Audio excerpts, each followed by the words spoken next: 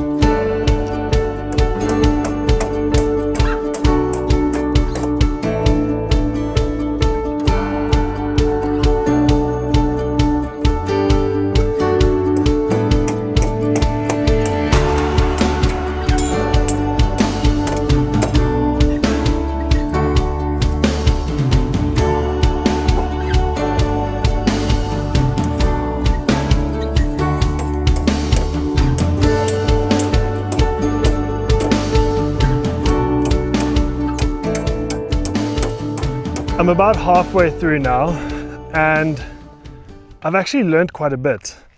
I have hit my nail, I don't know if you can see, and it is nice and blue. Lesson number 1, don't get your fingers in the way of a slamming hammer. Lesson number 2 that I've learned, massive difference in hammers. I have the smaller black one that you've probably seen being used, and then there's this one that is quite a bit bigger. I think this is a 600-gram hammer, and the other one is like a 320 or something. So with that bigger one, it's literally bang in. The other one I'm having to hit so many times. So the heavier hammer makes a world of difference with knocking these in. Then also what I've learned is, if you look at this little pouch, it's really great. It makes a big difference in being able to get access to the nails.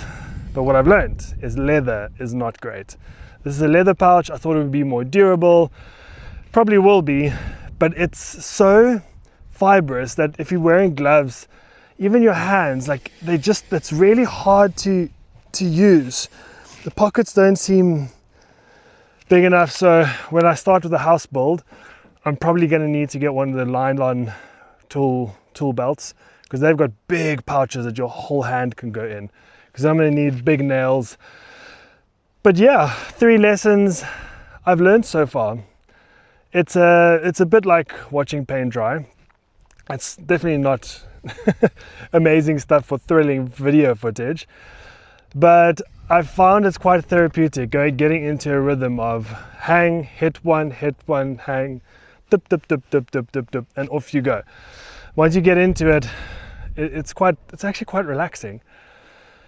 But let me finish off this other half. It's already added so much stability to the deck as well. And obviously there's still going to be like very slight amount of movement, and I'm talking like very slight movement, because nothing is bracing these, and the holes still haven't been filled. I'll only fill those when I'm 100% happy with how the deck is settled. But otherwise this thing is sturdy as sturdy can be, and I'm one happy camper. So let's get cracking to get this smashed out as soon as possible.